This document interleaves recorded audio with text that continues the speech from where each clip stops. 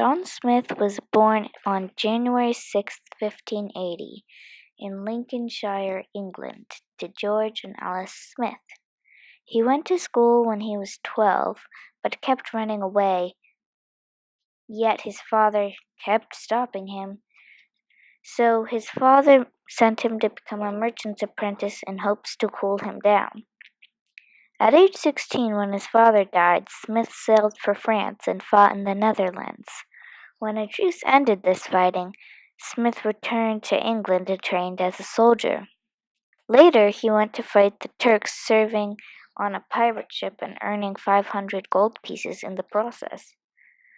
While fighting the Turks, he earned the title of an English gentleman, but was captured and sold into Turkish slavery.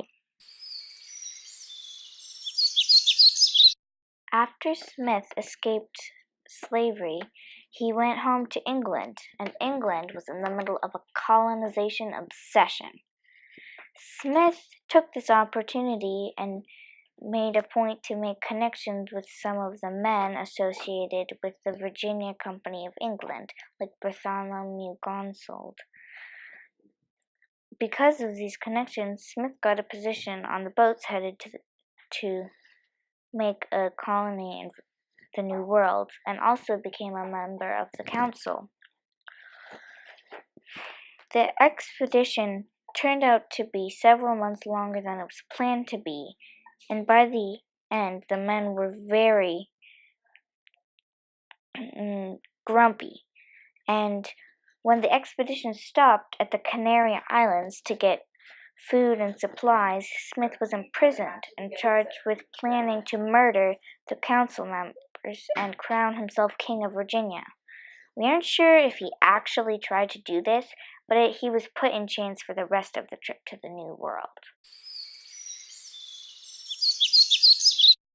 The first president of the Jamestown colony was Edward Wingfield, who was a gentleman and was actually the one who had accused Smith of plotted murder.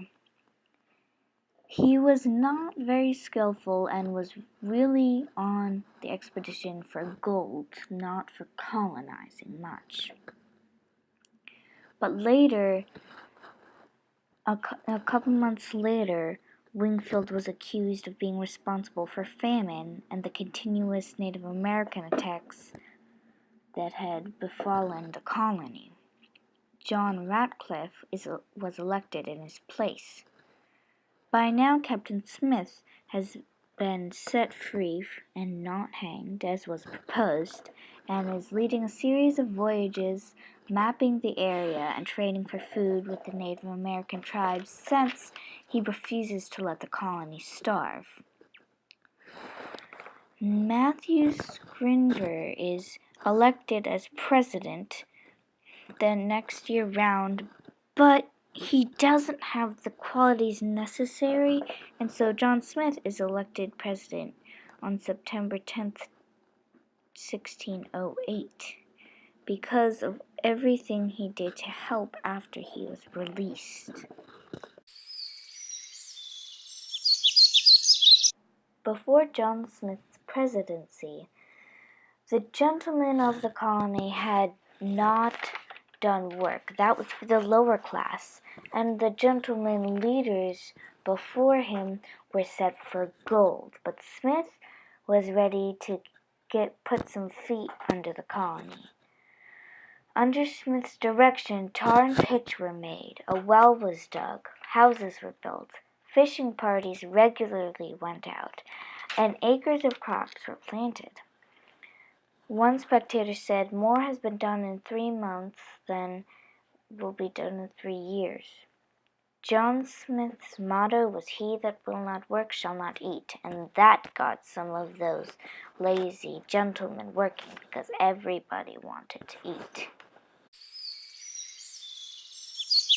An injury caused Smith to go back to England, but he did go on other voyages exploring New England and creating a map that would be used for over a century by colonists.